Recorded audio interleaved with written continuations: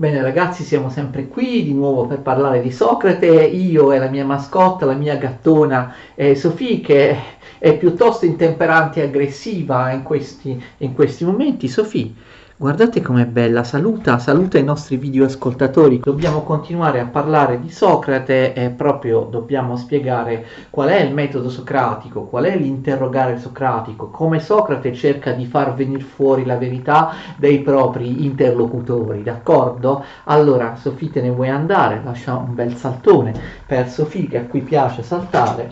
Allora, vediamo. Il metodo socratico in realtà si basa su due operazioni contemporanee che si chiamano ironia e maieutica. Che cos'è l'ironia? Che cos'è la maieutica? Socrate è il locutore, d'accordo? E ha un interlocutore.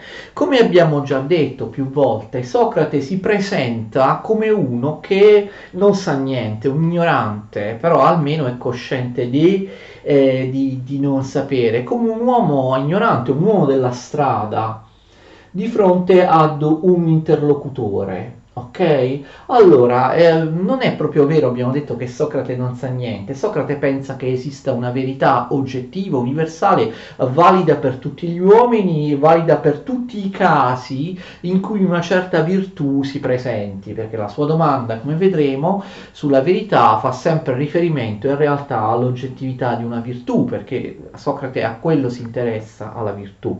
Ironia, fate attenzione, ironia in greco è ironeia, vuol dire finzione, d'accordo? Dal verbo eirainomai, che vuol dire fingere, d'accordo? Quindi ironia proprio nel senso di presa in giro, di finzione, non di battuta, di barzelletta, di umorismo, d'accordo? L'ironia. Ironia proprio, capite, eironeia in greco, erainomai, significa finzione, d'accordo? Presa in giro dell'interlocutore, e in fondo è un po' così. Socrate si presenta come uno che non sa niente, come uno che sa di non sapere, ma abbiamo visto che non è vero. Socrate alcune cose le sa, non i contenuti di che cos'è la verità, ma il fatto che esiste una verità. Esiste una verità oggettiva, universale, eterna, immutabile, identica in tutti gli uomini, a differenza di quello che dicevano molti sofisti che erano a favore del relativismo, non pensavano esistesse una verità assoluta, eterna. E inoltre Socrate sa anche un'altra cosa, per cui non è veramente ignorante, l'abbiamo detto nella lezione scorsa, la verità si trova all'interno di ciascuno di noi, nella nostra anima, e quindi può essere tirata fuori attraverso il logos, attraverso il discorso razionale. Logos significa sia discorso, sia razionalità, sia il contenuto razionale che viene fuori da questi discorsi, dall'animo dell'interlocutore, che quindi può venire fuori attraverso dei discorsi appropriati. Socrate pensa di non possedere questa verità, ma di poterla, attenzione, far venire fuori dall'animo del suo interlocutore attraverso appunto non dei riti religiosi o cose del genere, ma attraverso dei discorsi razionali di botta e risposta. Ricordate il discorso breve? Socrate interroga senza mai dare una sua opinione, cercando di far venire fuori una verità, una risposta adeguata all'interlocutore. Socrate non è mai d'accordo, corregge continuamente la risposta dell'interlocutore e cerca di farne venire fuori un'altra. Adesso vedremo meglio come funziona questo, anche magari con un esempio che spiega meglio di tante cose teoriche. Poi l'altro momento è la maieutica, e questo è più facile da spiegare rispetto all'ironia. La maieutica non è altro che l'arte delle levatrici.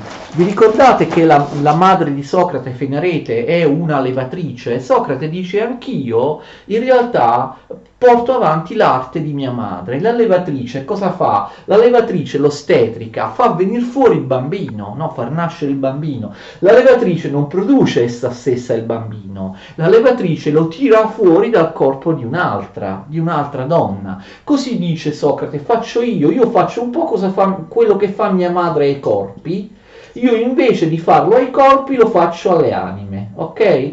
Cioè Questa verità, questo logos che deve venire fuori dall'animo, dall'anima, dall'interiorità dell'interlocutore, che deve per fare questo applicare conosci te stesso, purificare, conoscere, andare dentro la propria anima, scandagliarla, come diceva il conosci te stesso del motto, che è il motto inciso all'interno dell'oracolo di Delfi. Allora questo venir fuori da parte dell'interlocutore di questa verità viene fuori grazie al fatto che Socrate è una specie di catalizzatore. Socrate non ha la verità, non la possiede, non la conosce, però come sua madre la levatrice aiuta, capite, aiuta l'interlocutore come se fosse un partoriente a far venire fuori la verità dall'anima, come sua madre fa venire fuori i bambini dal corpo. In che modo l'ironia è ironeia, finzione, d'accordo?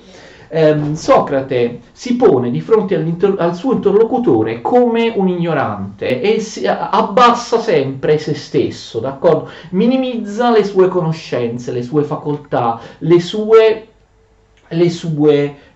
capacità, si prende in giro da solo, d'accordo? Abbassa se stesso, fa finta, perché l'ironia è una finzione, di essere uno completamente incompetente, si presenta come uno che da tutti i punti di vista è più ignorante dell'interlocutore, d'accordo? È uno che non sa niente, ok?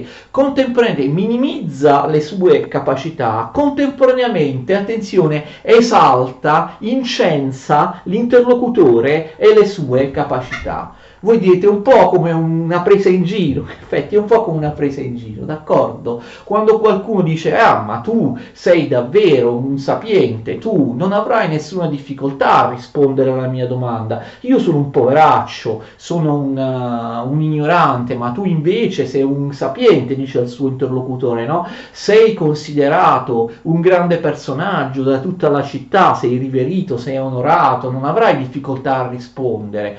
Guarda, io ti faccio la domanda, probabilmente la risposta è molto semplice, tu non avrai nessuna difficoltà a darmi questa risposta, mentre io non sono capace. Quindi capite, è un po' una presa in giro, non voglio usare un termine scurrile o dialettale, così si potrebbe usare anche un certo tipo di termine, no? D'accordo? È uno che abbassa se stesso, si fa autocritica e invece esalta in maniera fasulla, fa sentire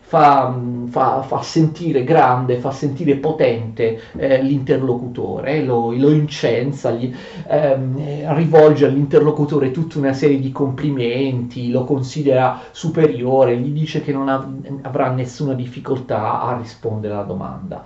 Fa la domanda, poi vedremo di cosa si tratta, qual è il tipo di domanda che Socrate pone, l'interlocutore dà una risposta, diciamo una prima risposta. Socrate, attenzione, ironia, fa finta di accettare la risposta del suo interlocutore, fa finta, Socrate sa già che è sbagliata questa prima risposta, però capite, Socrate non si contrappone in maniera netta, brutale e franca nei confronti dell'interlocutore, lo prende in giro, non dice immediatamente no, tu non hai capito la mia domanda, questa non è la risposta giusta, ma tu non hai neanche provato a trovare la risposta giusta perché non hai neanche capito quello che io voglio sapere, perché questo è ciò che Socrate crede veramente, però non lo dice, d'accordo? Finge di accettare la risposta dell'interlocutore, dire ma certo, questa è la risposta giusta, ma avrei dovuto pensarci, ma tu superiore a me, tu così illustre e sapiente, non hai avuto alcuna difficoltà a trovare la risposta, è così.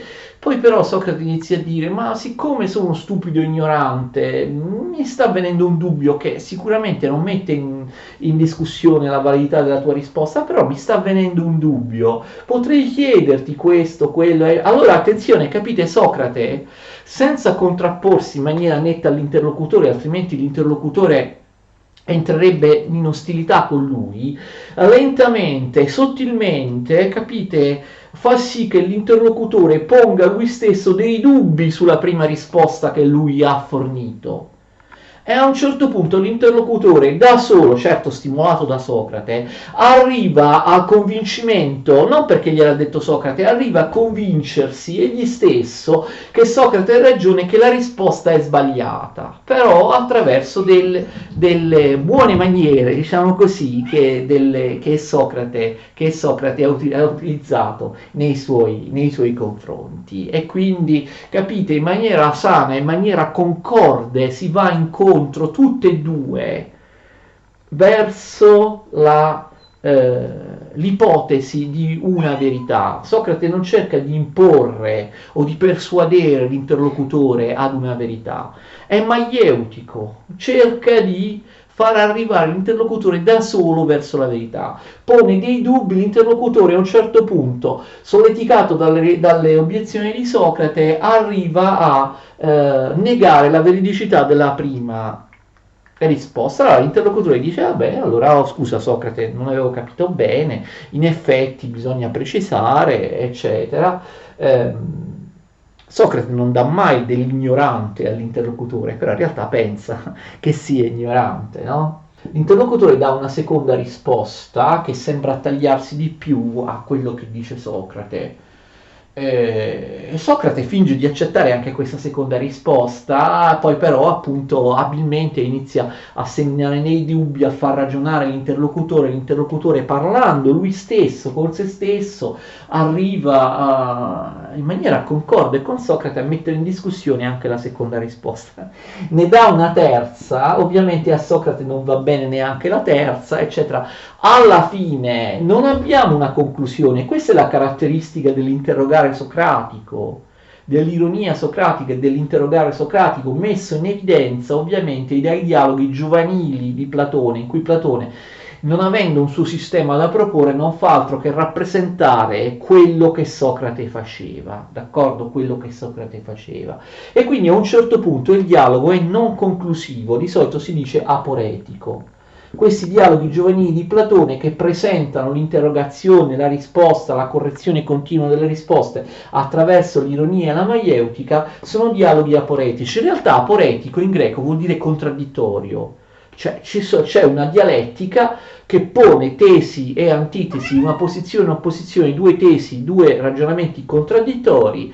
Non si arriva mai a una verità perché Socrate sostiene di non saperla la verità, l'interlocutore non ci arriva, e quindi alla fine i due si salutano e il dialogo finisce così, non c'è una conclusione. Il dialogo è aporetico, non si arriva. Ma voi direte: ma professore, ma lei ci ha detto che Socrate con la maieutica, con l'ironia, fa venire fuori la verità dall'interlocutore perché pensa che ci sia una verità oggettiva che si trova nell'anima dell'interlocutore. Sì, la fa venire fuori.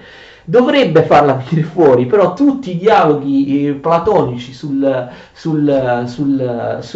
dialogo socratico in realtà sono aporetici, alla fine non viene mai fuori alcuna verità. E ognuno può avere la propria idea su questo, ma Socrate non sarà un ingannatore, non sarà un sofista egli stesso, non sarà Socrate il più grande dei sofisti, il più raffinato, il più sottile dei sofisti. I sofisti dimostrano che la verità non esiste, una verità oggettiva. Socrate dice che la verità oggettiva esiste, che si può trovare, che sta dentro ognuno di noi, però poi ogni tentativo fallisce, quindi in fondo poi il risultato, domando a voi, non è lo stesso risultato dei sofisti? Non si arriva mai ad una definizione di verità, non si trova mai una risposta alla domanda. E c'è un atto di fede allora che la verità esiste, è oggettiva, uguale, universale, eterna, valida per tutti gli uomini, vale per tutti i casi particolari in cui si presenta quel concetto, ma in realtà poi nessuno riesce poi a trovarla. E quindi come la mettiamo? A un certo punto lo stesso Platone si distaccherà da Socrate, Platone si fa sfuggire a un certo punto in uno dei suoi dialoghi il fatto che anche l'idea che anche quella di Socrate a un certo punto per Platone è una nobile sofistica, una sofistica migliore degli altri sofisti, nobile, perché pensa che esista una verità oggettiva, che esista il bene, che bisogna praticare questo bene, dopo aver trovato la verità, però pur sempre una sofistica, d'accordo? Pur sempre una sofistica che non arriva ad una conclusione, d'accordo? Ma qual è la domanda che fa Socrate? La domanda che fa Socrate riguarda sempre la virtù, e abbiamo visto la virtù, il bene, perché di quello si occupa Socrate. Per Socrate la virtù è unica, unitaria. La domanda che fa Socrate è una domanda universale, d'accordo? Lui vuole sapere qualcosa di universale, vuole sapere quello che Aristotele chiamerà il concetto. La ricerca di Socrate riguarda un concetto che noi potremmo chiamare, anche con la filosofia medievale moderna, universale, d'accordo? Socrate cerca un concetto, cerca un universale, cerca il che cos'è. Secondo una tradizione filosofica, la domanda di Socrate corrisponde al tiesti, che poi non so perché in tutti i libri di filosofia viene scritto tiesti, è pronunciato tiesti. In greco la pronuncia corretta è tiesti, ok? Tiesti corrisponde al latino quid est, ok? Ti è il pronome interrogativo neutro, significa che cosa, al neutro, come quid in latino. Esti vuol dire est, è terza persona singolare del verbo essere. Allora, non è un'espressione di Socrate, però la sua domanda, insomma, comincia così: tiesti, che cos'è? Socrate vuole sapere che cos'è, nel senso di che cos'è qualcosa in generale, in assoluto, la nozione di base di qualcosa, l'universale, il concetto. Tiesti, ve lo scrivo anche in greco. Questa è la pronuncia corretta. Tiesti, esti, una parola che in greco si chiama enclitica, non ha un proprio accento. Questo non è un accento, è lo spirito dolce, significa che non c'è l'H, non c'è aspirazione, ok, sulla E. Questa un'enclitica si regge sull'accento dell'ultima sillaba, che in questo caso è l'unica sillaba della parola che precede, e quindi tiesti. E esti è la terza persona singolare del verbo è. Si dice esti o estin quando la parola tu la consideri da sola, quando stai coniugando il verbo essere, d'accordo? Tu, anzi, in quel caso si dice esti o estin se c'è il punto davanti. Eimi, ei, estin, dicono tutti gli studenti del classico. Sono, sei, è, d'accordo? Estin. Oppure si dice esti, ritraendo l'accento, quando significa esiste, esistere, ma in questo caso significa essere, verbo essere, quindi non ha un accento, si pronuncia esti solo quando tu prendi la parola da sola. Quando c'è qualcosa davanti, prima della parola, la parola si appoggia all'accento della parola si chiama enclitico in greco, tiesti, anche se in tutti i libri, per motivi, qualcuno magari me lo spiega nei commenti, sotto il video, perché viene scritto tiesti. Che cos'è? Che cos'è? Qualcosa di universale. Che cos'è il giusto? Tiesti, per esempio, to dikaion. D'accordo? Che cos'è il giusto? Tiesti, che cos'è? Poi c'è qualcosa dopo che cos'è, no? Che cos'è? Cioè il modello della domanda è il tiesti, il quid est, che cos'è? Voglio sapere che cos'è il concetto, l'universale, che comprende una precisa definizione linguistica, corrisponde alla precisa... Che cos'è to dikaion, il giusto, o to agion, il santo, oppure to agaton, il bene, oppure to kalon, il bello, oppure che cos'è il coraggio, eccetera. La domanda di Socrate verte sempre sulla virtù, e abbiamo visto che lui, confutando Protagora nell'omonimo dialogo Protagora di Platone, pensa che la virtù sia unica, quindi in realtà la virtù, il bene, il bene, quello che sarà trasformato da Platone nell'idea di bene, tutte queste cose, il giusto, il coraggio, il coraggioso, il santo, il bello, il buono, sono un'unica cosa. La virtù è unica e unitaria. Dobbiamo cercare che cos'è il bene, che cos'è la virtù in se stessa, che cos'è la virtù arete, che cos'è il bene. sono diverse declinazioni di una cosa che in realtà è unica. Che cos'è il giusto, che cos'è il santo, abbiamo visto che cos'è il bene e così via.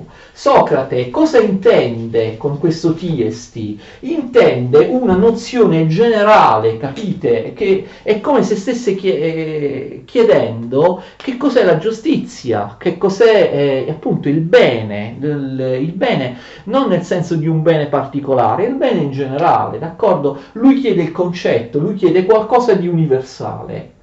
Lui chiede qualcosa di universale perché la virtù per lui è oggettiva, ti dà qualcosa che è eterna, immutabile e valida per tutti gli uomini, non è qualcosa di soggettivo. Quindi lui non ti sta chiedendo, per esempio, un esempio di bene, per esempio un'azione buona, una declinazione particolare del bene, ti sta chiedendo che cos'è il bene in sé, d'accordo? Il bene in sé. E quindi capite il tiesti, cioè il concetto, l'universale, si tratta di un universale linguistico, tu mi devi dire che cos'è il bene, non che cos'è una singola azione buona o che cos'è se quello X è bene o se quello Y è bene, mi devi dire che cos'è il bene in sé, cioè la nozione basilare di bene che sussume ha sotto di sé tutti i casi particolari del bene, altrimenti io come posso riconoscerli? E qui ci ricolleghiamo, no, alla critica di Socrate della presunta sapienza virtù degli altri. Cioè, quando un'azione buona A, poi c'è un'azione buona B, c'è un'azione buona C, come faccio a sapere che A, B e C sono azioni buone, mentre magari invece D, E e F sono azioni cattive? A, B e C si somigliano tra loro, quindi deve esistere, capite, un bene in sé, cioè deve esistere qualcosa che è il bene nel senso universale, nel senso generale del termine. Esiste un universale di bene, un concetto astratto unico di bene, ok? Che è alla base di tutti gli esempi o azioni buone particolari. Come faccio a dire che A è un'azione buona e B è un'azione buona e C è un bene? Ci deve essere qualcosa, capite, che è in comune tra tutti i casi empirici singolari di bene. E deve essere il bene in sé, altrimenti io come faccio a dire che A è bene e B è bene? Ci deve essere qualcosa, capite, in comune tra A e B, che è qualcosa che è diverso invece da D e F, perché invece lì quello non è bene, è cattivo.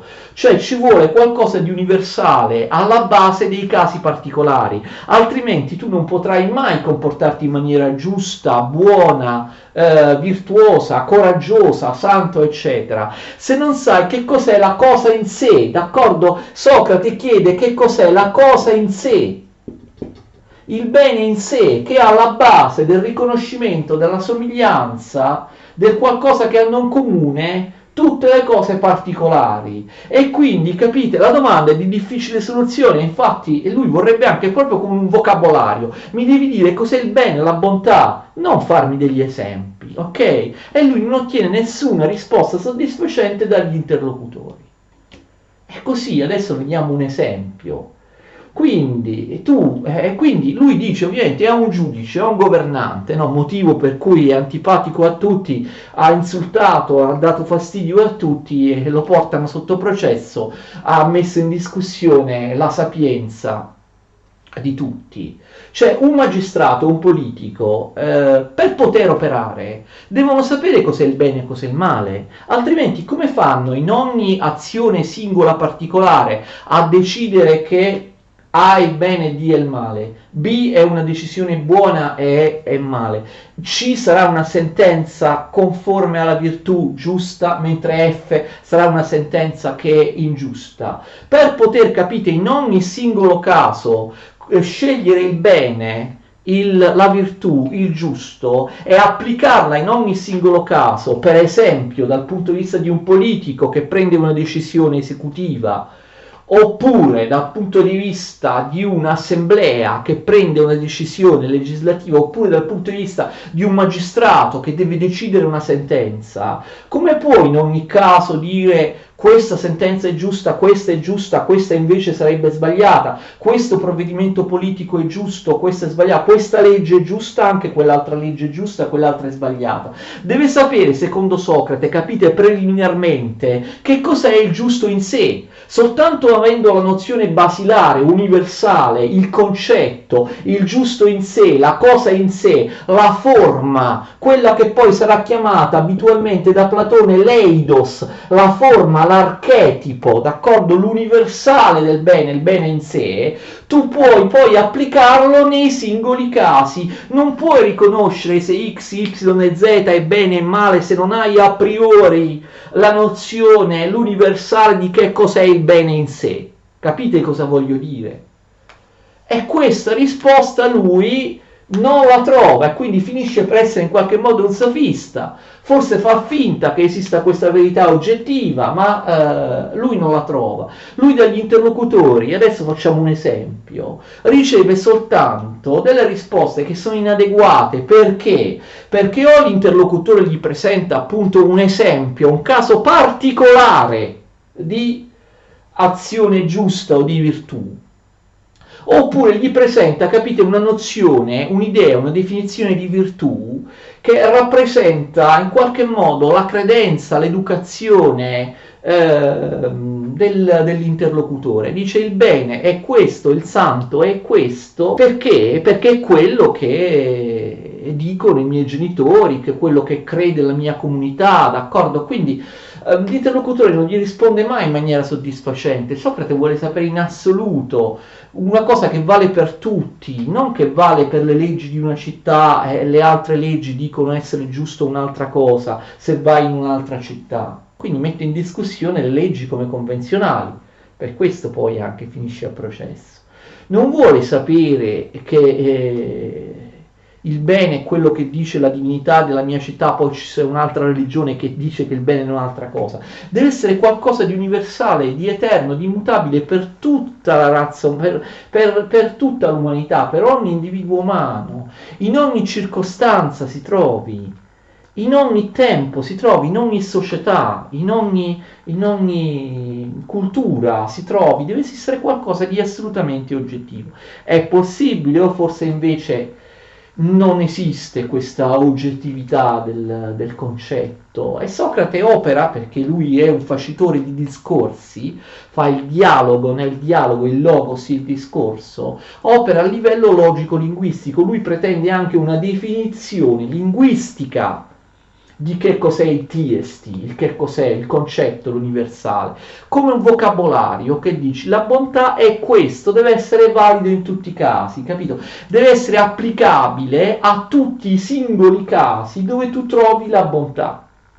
Ma la bontà non può essere identificata in un singolo caso, deve esserci qualcosa di universale che li sussume, che li tiene sotto tutti, che li comprende tutti, e quindi l'interlocutore risponde sempre dando una definizione, un concetto che fa riferimento alla sua abitudine, ai suoi pregiudizi, alla sua educazione, all'opinione prevalente nell'ambito, nella città in cui lui si trova. Ma a questo Socrate non va bene, sono sempre risposte particolari, non si arriva mai a una risposta generale. Facciamo un esempio liberamente tratto da uno dei dialoghi aporetici, no? In cui appunto Socrate produce questo particolare tipo di interrogare, l'Eutifrone, ma l'esempio non è conforme a quello che dice l'Eutifrone. Io mi baso un po' sull'Eutifrone, ma è un mio esempio inventato che non si trova in alcun dialogo di Platone, diciamo, lo faccio così per semplificare, ok? Socrate incontra un personaggio che sta andando a denunciare suo padre in tribunale perché il padre avrebbe ucciso ingiustamente uno schiavo, non so, un contadino, qualcosa del genere. Allora dice: ah, ma quindi tu vai a denunciare tuo padre? Sì, perché mio padre ha commesso un'azione ingiusta. Quindi, ma sei proprio sicuro che tuo padre abbia commesso un'azione ingiusta? E l'interlocutore risponde, Eutifrone risponde: sì, ha commesso un'azione ingiusta. ha ucciso uno schiavo e quindi va bene, tu sei l'ironia, tu sei un sapiente, quindi sicuramente avrai ragione, tuo padre ha commesso un'azione ingiusta. Io che sono un ignorante ti chiedo, ma giusto per curiosità, non metto in discussione che quello che stai facendo è conforme al giusto, perché tu saprai rispondermi perché sei un grande sapiente, io sono un poveraccio, dice Socrate, no, l'ironia. Evidentemente se tu vai a denunciare tuo padre dicendo ha commesso ingiustizia, sai che cos'è l'ingiustizia. Se tu non sapessi che cos'è il giusto e l'ingiusto, capite, non potresti applicarlo. Quindi chiaramente se tu sei convinto che tuo padre non ha commesso un'azione giusta, vuol dire che sai che cos'è il giusto, se no non potresti avere un parametro oggettivo per valutare moralmente l'azione e legalmente l'azione di tuo padre. Allora mi dici, giusto per curiosità, tu sei un grande, tu sei molto, rispetto a me sei eccezionale, Utifrone, giusto per curiosità, insomma non sarà uno sforzo intellettuale per te perché lo sai benissimo, mi dici che cos'è il giusto che tu in questo caso stai applicando? Allora Utifrone risponde, giusto è quello che sto facendo, cioè sto andando a denunciare mio padre perché ha fatto un'azione ingiusta. Come avete visto Utifrone non ha capito neanche la domanda di Socrate. Socrate chiede cos'è il giusto in sé, l'universale di giusto, che in questo, come in tantissimi altri casi particolari, specifici e empirici, Utifrone pensa di star applicando ad una situazione concreta. Utifrone gli dice invece ciò che sto facendo è giusto.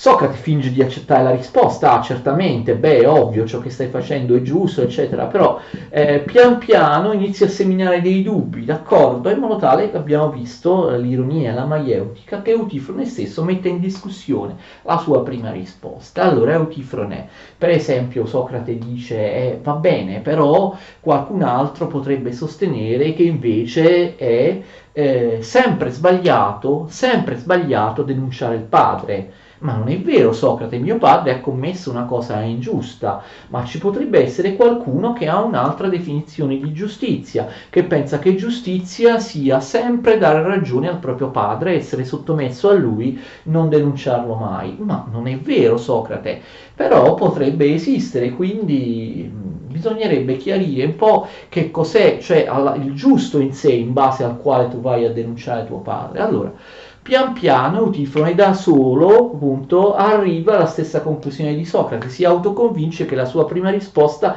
è settoriale, sbagliata, capisce finalmente che Socrate gli sta dicendo, sta chiedendo che cos'è il giusto in sé. Ok? Allora Utifrone corregge la sua prima e dà una seconda. Giusto è ciò che indicano le leggi. Ciò che le leggi ti permettono è giusto, ciò che le leggi ti vietano è ingiusto. Infatti io sto applicando questa nozione generale. Le leggi di Atene dicono che uccidere senza motivo uno schiavo, un contadino, sia ingiusto e quindi vado a denunciare mio padre. Ho una norma, ho una definizione generale di cosa sia il giusto. Le leggi di Atene. Socrate dice, ho capito, ma vedi, ci potrebbero essere però a Sparta, in altri posti, delle leggi diverse, appunto. Socrate non identifica la giustizia con la legalità, come abbiamo visto, se no sarebbe facile trovare la verità, d'accordo? La verità già data, vi ricordate che ho detto nella scorsa lezione, che viene dall'esterno, che tu recepisci passivamente perché qualcuno te la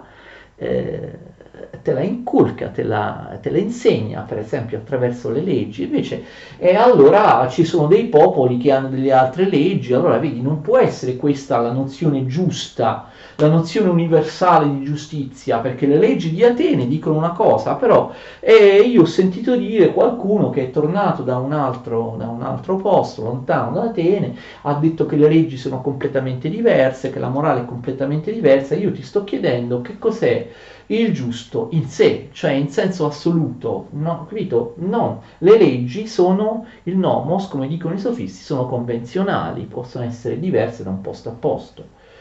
Allora, Eutifone prova con un'altra risposta. Alla base di tutte le leggi non sono convenzionali perché in fondo alla base di tutte le leggi, o anche in contrasto rispetto alle leggi di una città, c'è, ricordate, quella che a cui anche i sofisti si appellavano, una legge eterna, una legge divina, una legge non scritta, gli agrafoi nomoi, le leggi non scritte, e quindi giusto, anche se in contrasto con le leggi particolari di ogni città, è ciò che gli dei vogliono, cioè giusto corrisponde alla volontà degli dei.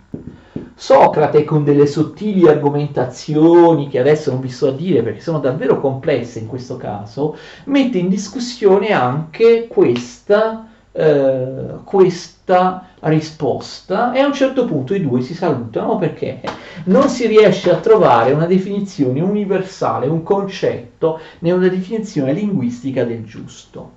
Spero di aver spiegato, insomma, questo che insomma è la filosofia fondamentale di Socrate, basata, vedete, sulla logica, sul ragionamento, sulla razionalità, che si esprime attraverso il dialogo, attraverso la comunicazione linguistica.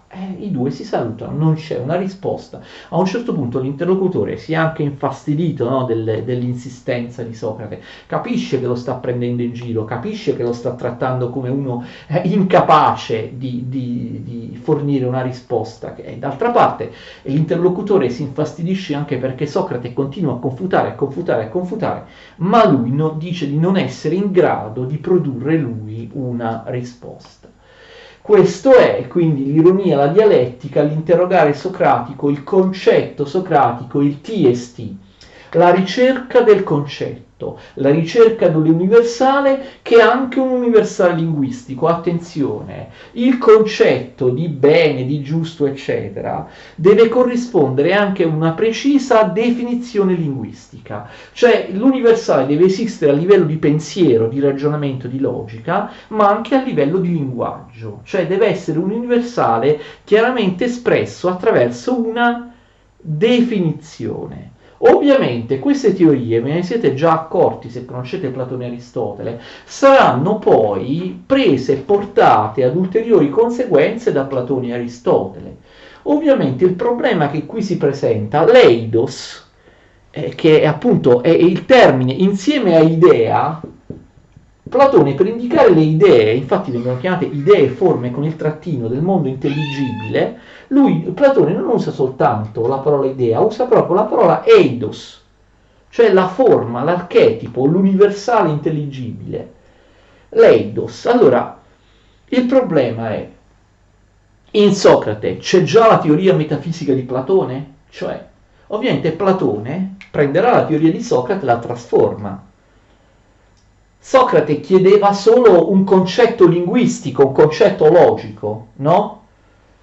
La forma, l'universale del giusto. Invece per Platone, come tutti sanno, l'universale, l'archetipo, il modello del giusto diventa non qualcosa che esiste solo a livello logico-linguistico, come in Socrate, ma anche a livello ontologico, metafisico, no? Nel mondo delle idee. Secondo Platone, l'universale di giusto, che è alla base di tutte le cose giuste, per Platone le cose giuste nel mondo sensibile, della pluralità delle cose giuste, delle azioni giuste, c'è un giusto in sé, l'idea del giusto, la giustità, d'accordo? L'idea in sé, il giusto in sé, che è un qualcosa che esiste realmente, un intelligibile che si trova da un'altra parte, che si trova però non è una cosa astratta, nella vera realtà, cioè nel mondo delle idee, nel mondo intelligibile tu trovi qualcosa che non occupa uno spazio, che appunto che è intelligibile, che però è reale, cioè si trova davvero in un mondo che non è un mondo materiale, il mondo delle idee, il mondo dell'iperuranio, il mondo sovrasensibile, il mondo intelligibile,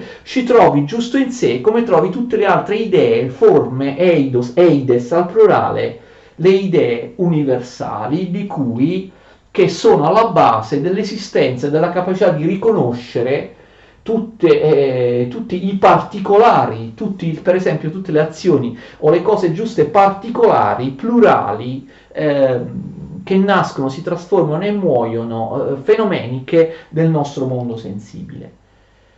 Problema, ovviamente c'è chi non crede minimamente a Platone, dice in Socrate non c'è neanche la ricerca dell'universale, non c'è neanche, come dicevano, ricordate, quelli che interpretano Socrate come uno scettico, come un distruttore.